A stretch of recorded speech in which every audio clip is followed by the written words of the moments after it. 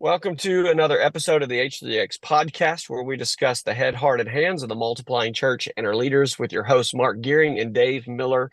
Today, we're going to jump into how to make use of some AI tools when you're doing movement leadership and the growth of the church.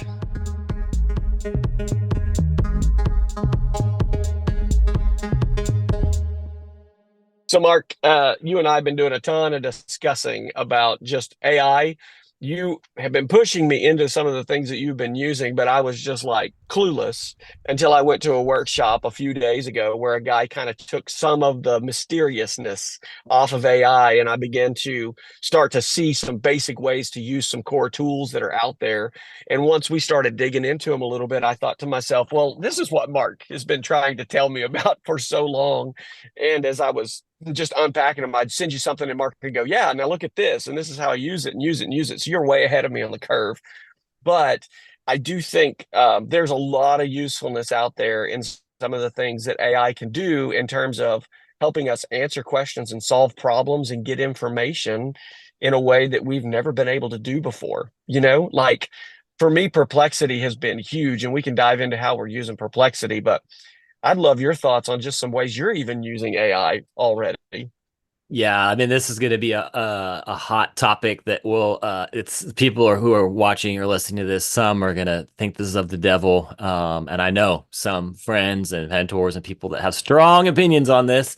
But they should. I think it's a tool, but it's a tool that could go really awry for sure. But as I've been diving into this, I think there's so many ways to help to get clarity of some of our thinking and to begin to, especially with this tool that we're going to talk about today, Dave, Perplexity, to be able to find footnoted resources. So that's one of the things I really like about it on a given topic. It's really helpful for getting concise, just clear summaries of topics, but then that leads to some deeper learning from it. So yeah, let's talk about this Perplexity tool and how you used it to talk about polycentric leadership. Tee that up. Well, two things is important that you brought up. I think in the AI discussion, which you and I are not going to solve today, it's going to be a long-term discussion with a lot of people involved, and everybody's going to have to find where they land on that. But I do think you tapped into the core issue, and that is, can we trust what comes out of it? And the answer Yeah, is yes and no. yeah, And that's why I want us to talk a little bit about Perplexity and why I've really leaned into it. The guy that did the workshop called artificial intelligence, he said he liked better to call it synthetic intelligence because it's not artificial. It's not coming up with something that's different or whatever. It's taking what intelligence we have and it's synthesizing it, it's making use of it, and it's putting it back out to us. And so its outputs are as good as its inputs. With that being said, what I love about Perplexity is what you teed up for us.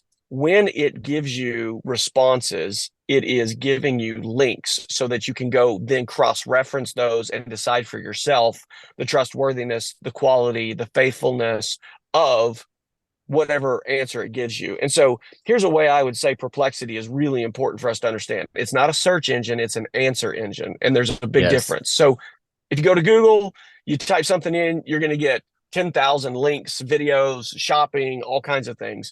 Perplexity doesn't do that. Perplexity is going to go and it's going to give you a response in terms of a thoughtful answer in core bullet points, but it's going to synthesize and give you an answer with footnotes and citations with each of the points that comes up on it for you to explore a little bit further. And one of the ways we've been using this is I was like, I want it to synthesize, and I asked it a simple question. What is polycentric leadership? Because it's a big fancy term to describe what you and I talk about all the time, which is distributed networks or movement style leadership. And whenever I say, give it a, what is polycentric leadership? Give me a summary. It bullet pointed exactly the way in which I would have described polycentric leadership, except for better, and with citations that were already there. So if someone would have said to me, hey, Dave, what should I read or what should I look at to understand polycentric leadership? I would have handed most of these sources to you, but it gave me ones that I didn't even know. In other words, it brought up dissertations, it brought up articles, it brought up stuff from the Lausanne movement, it brought up yeah. the core book on polycentric leadership. It was just a great tool, Mark, to really dive into a subject that was complex and give you a summary for you to then search more and learn more. It was awesome. Yeah, so for those of you that are watching this, I'm sharing screen and you can actually be able to see it. We'll try to put a link in the show notes to this actual search that Dave did on Polycentric Leadership, so you can see what that looks like if you're not familiar with this tool already. But again, I don't think all AI tools are created equally, and we're not just saying, hey, we could use them all. But this one for sure, that's what I love about it, is it's not just generating a bunch of content that it could be hallucinating. There's all these realities with AI that it hallucinates, which basically means makes up information. This one doesn't do that because it's actually footnoting the sources from which it's drawing its content, which that in and of itself to me is a really helpful marrying of that idea of the synthetic piece that Dave's mentioning, AI with drawing in all these different human written resources so that we can actually enhance and simplify and clarify our conversations. So I love that about this. And so just have this pulled up on the screen, even to Dave's point of what is polycentric leadership. And as I've read through this and looked at this, we were just saying, man, this describes the conversation we've been having on the H3X podcast without even knowing it. And it does it in a really clear, simple way that helps us to dial in and have some different language and some different ways to continue this conversation. And I would say if you think about Perplexity, which is the tool that you and I specifically are talking about today, because of I think if it's immediate, helpful use to anybody that is listening to the H3X podcast right now, think of it as like a research assistant. And you may go, Yeah. okay, Dave, I know you got an academic background, yada, yada, yada. But not in the sense of, okay, it can get complex. But if you were to sit around and you were to think to yourself, I would really like to know an answer to a question in the missions world. Like, what's one Yep. that you and I get a lot would be, where's the statistic come from that Yeah. if 10% of the people in a population subscribe to a certain idea that that's a tipping point? Like, you hear these statements that are made in movement trainings or whatever, and if you're sitting Yes. there and you're like, where does that statement come from? Go ask Perplexity, and it's not going to say, hey, here's maybe where it comes from. It's going to go and say, here's where that comes from, and citations to all of the sources. Yep. We can begin to find some of these sources that are being used. And when we sit in a conversation, as an example, with a Great Commission interview, or with someone who maybe has questions or says, where did you get that idea? We don't have to say, oh, I heard it at a training. We can say, hey, we shared this at the training, and this is the source where it originally came from. And you can send them the link. I mean, Mark, just that one little piece on the number of times when people go, well, where'd you get that information? We'll go type it Yeah. into Perplexity. It'll find it for you. I think to connect this in even with some of the other conversations we've been having, that as we think about what does it look like to be to have catalytic teams that are engaging in this work, you brought in fairly recently some of the language of the tipping point, Gladwell, and some of these different types of leaders that are used or a part of that movement being ignited. And one of them, the term was Maven. It's the centralizing of resources, of information in such a way that it's accessible to those leaders within that movement at a moment's notice, the way that they need it to be able to help move things forward. Well, this actually does that. This is like a super AI Maven resource that connects the practitioner with, at their fingertips, missions, theological, all kinds of different information, so that they can, in a given moment, be effective in that GCC interview, or process through the strategy for their city, or any given number of topics with a footnoted, clear resource that backs up whatever they're typing in. So it's really helpful. So, like, while I'm explaining this, we could do a live version. We might look absolutely stupid for the people watching the video Yeah. if it doesn't work, but I promise you it works. Like right now, Yeah. Mark, go and type in, what is Malcolm Gladwell's 3 roles for tipping point? Just something along the line. Malcolm Gladwell's 3 roles needed for a tipping point. And as Mark is typing that up, we're just going to be able to see, it's going to go and footnote for us. And I bet you it brings up the connectors, it brings up the Mavens, it brings up the roles. So what popped up, Mark? So it immediately it has, and underneath the answer, it immediately has the footnote of the tipping point, so you can go to see his book. And then underneath that, it's got a very succinct 2 sentence under each of these types. So we've mentioned this on our podcast here, but connectors, a couple of sentences, mavens, a couple of sentences, and then salespeople, a couple of sentences, and then a summary statement. And each of these have got footnotes so that you can dive in and learn more about the connectors, the mavens, the salespeople on that topic. So super So key, as an succinct, helpful, and then actionable. So like even right there, Mark, and you typed in one simple question: what is Malcolm Gladwell's 3 roles needed for a tipping point? And you and Right. I discussed an entire podcast about those 3 roles, and we gave our Yep. thoughts and the ways we're using it. But if someone was like, oh, what was that again? Or what did they mean by Maven or whatever, just Yep. ask and it's going to summarize it for you. Then if you scroll down a little bit further, it's going to give you Yep. follow-up questions. So what are some of the follow-up questions that it suggests? Yeah. So after that, it has related follow-up questions that you can click on. What is the tipping point according to Malcolm Gladwell? Why So don't you hit that one? okay, and then the Why other don't you hit ones the plus on before it? I Let's see do, what it it says says. also how do connectors, maybe business salespeople contribute, and then the other one was what are some examples of social epidemics according to Malcolm Gladwell. So each of those we could click on, and it's going to dive deeper, and it's going to follow that train of thought, whatever we click on. So we'll say what is the tipping point according to Malcolm Gladwell. It takes a minute to think, and then it gives the answer. According to Malcolm Gladwell in his book, the tipping point refers to the moment when an idea, a trend, or a behavior reaches a critical mass and spreads rapidly like an epidemic. And then he goes into more details and even gives key examples from that. So It's very just clear and succinct. Yeah. So if you're listening to this podcast and you've ever been sitting in a training or with a person or in a conversation and something is mentioned that you don't have a good handle on, that happens to me all the time, right? Right. Where I'll be in an environment with a group of people that mention something and I'm like, what does that mean? And used to, I would just be like, if the conversation allowed, I'd be like, what do you mean by that? So if I'm in a business meeting, for instance, and they throw out an acronym like EBITDA, whenever I first started business, I had no Right. idea what that acronym meant. And I had to stop at the end and I would write notes. And at the end, I would go up to somebody and be like, okay, I didn't know what this meant, this meant, this meant, this meant. And they would tell me. But now, when someone throws out a term, just be Perplexity. Pick up your phone, give me a Yep. summary of what this is. And it's going to give you 2 or 3 sentences that would then allow you to grab the concept, join back into the conversation, and be fruitful in what you're understanding because you're not lost anymore, right? Or if somebody says you should read this book and you go, I don't really know if I should take the time to read this book or not. Right. Just go to Perplexity and say, give me a summary of whatever the book that was mentioned was. When you look at the summary, read it. If it strikes you as something you want to know more about, read the book. If it doesn't, research the thing that does make sense and then move on. Like, Mark, it's powerful. It's a Yeah. powerful learning research tool. I think this is super helpful, and obviously for any sector or background, but for our focus on this podcast and what we're all about, in talking about how do we identify and equip the local owner of the core apostolic task, and especially those catalysts that are going to be helping to get that ignited.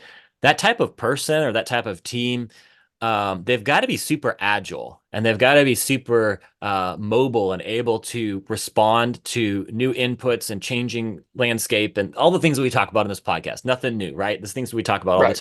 time. But that is oftentimes slowed down by, or there's the bottleneck, maybe that's the way to say it, is having information and having well, it's people too, having the connections, but the information piece oftentimes can bottleneck and slow us down until we've got that.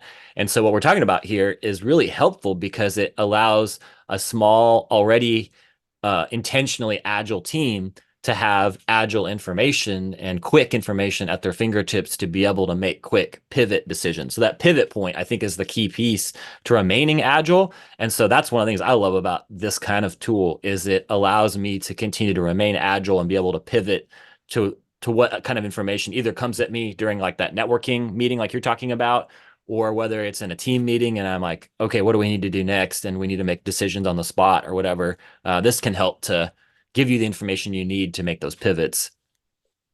And I would say that in line with that thought, the way in which the vast majority of authority is withheld Yeah. from the front lines and from people is by information gatekeepers. Yeah. if I have information and I'm not willing to share it with you so that you always have to come to me to get what you need, then that means that I hold an authority over you because knowledge is power. And what we're Yep. saying now is we want to give you this tool because now we're saying we can push the authority even more down to the priesthood, and not the authority of I can do things the way I want when I want, but that there's a new way for you guys to grab confidence and competence in what Yes. you're doing, which then builds your confidence in in who you are and what you should be doing next, and gives you that little change in your heart where you're going, okay, I know what I should do to try right now, and I think I can.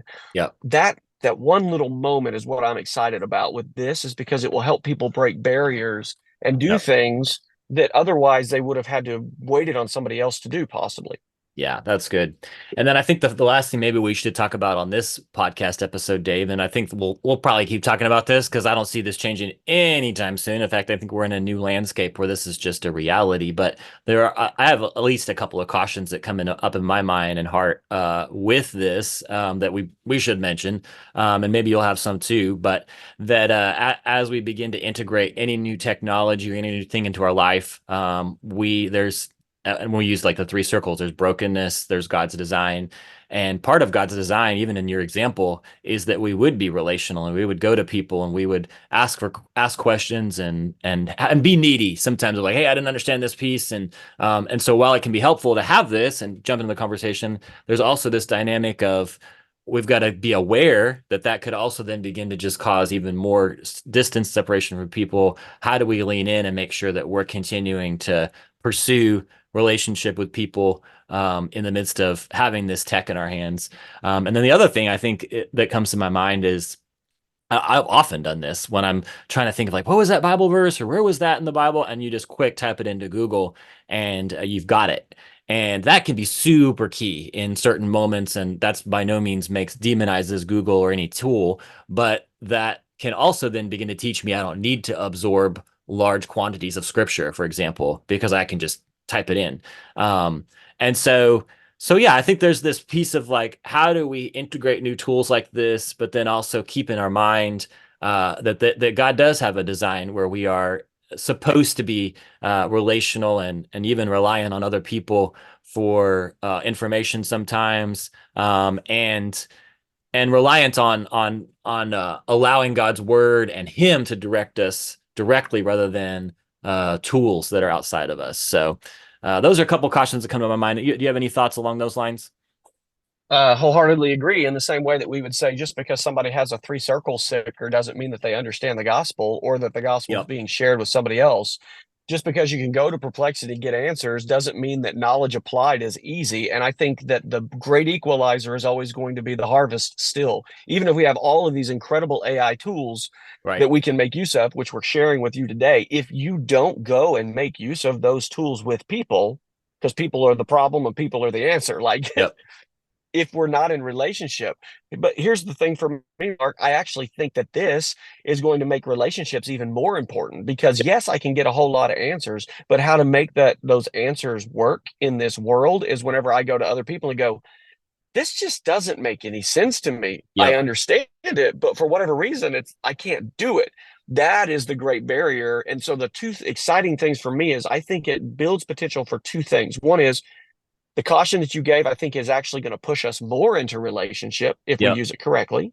Yep. And two, it's going to require people to become better critical thinkers, because if you don't know Good the point. right questions to ask, perplexity is not going to be of use to you at all. That's right. Yep. So learning to ask the right questions requires us talking with people and saying, what questions should we be asking? Yep. Right. And those questions get clarity through relationship and through muddy boots kind of thing. So I wholeheartedly agree with your Yeah. cautions and warnings. And as long as I think we keep them in that realm of tool, Yep. it's what matters. And I think maybe another way to say some of that, Dave, my observation when COVID hit in 2020 is that event had a tendency to accelerate trends that were already in motion. And I think that's oftentimes what tech can do as well, is that there are some things that are already happening. Either I'm already not critical thinking, or I am and I'm trying to grow in it. to use that one example. And when I get this tech in front of me, it's going to grow me in becoming more effective in that, or I'm going to just continue to move away from that and not do that. And but all that to say, I think this can accelerate the spread of the gospel and accelerate the multiplying of God's design for those that lean in and continue to hold fast to that. So I think it has a lot of potential. Well, I love the illustration of one of my favorite kind of authors, Paul Tripp, and he tells the story of two people that are in traffic jam. One's Yeah. a lady, both of them are late to work. One lady hasn't put her makeup on and she's happy as a lark because now she's got an excuse. Traffic held me up, and while she's sitting in traffic, she's putting her makeup on, so she's happy. Yeah. This guy sitting next to her is a man who's behind, and he has a meeting he's supposed to get to, and he's mad as a hornet because he's late to work, and the excuse of traffic kept me up isn't going to work. And so the question then becomes, if the traffic is what was the problem, then both of them should have been happy or both of them should have been mad. But Yeah. the traffic wasn't the problem. What the problem was, or the difference was, the heart that they brought into the environment. And I Yep. think if we're godly men and women who have been trained and developed by the Spirit and the Word, and we're following Jesus, and if our heart comes into these Yes. tools with the right agenda, then we're going to get the right agenda out of them. But if we bring a heart of evil, or we bring a heart of wrong or manipulation into this, then out of that is also going to come wrong and evil and manipulation. And so checking our own hearts and being developed by the Word, like you said, is core to us becoming anything, no matter what tool that we're using. And so, yeah, we can have some more discussions on this, but I think two follow-ups would be really great in the future podcast, Mark. One is, how do you ask good questions? I mean, how do you Yes. critically think and ask good questions as a way to make use of these tools? Might be something we discuss.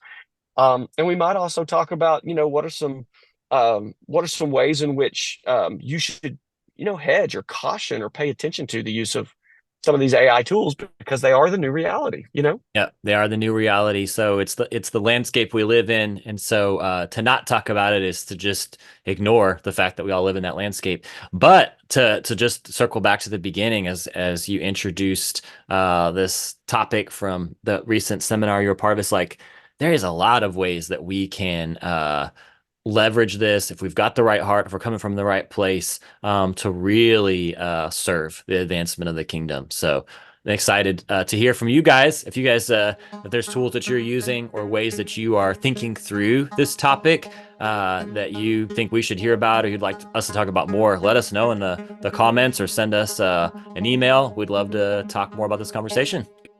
Thanks for listening, for watching. If this content has been helpful for you, please take a minute to rate, review, and subscribe to the podcast. It really helps us to get this content out there farther, to serve Jesus, grow his kingdom, and accomplish the Great Commission until there is no place left.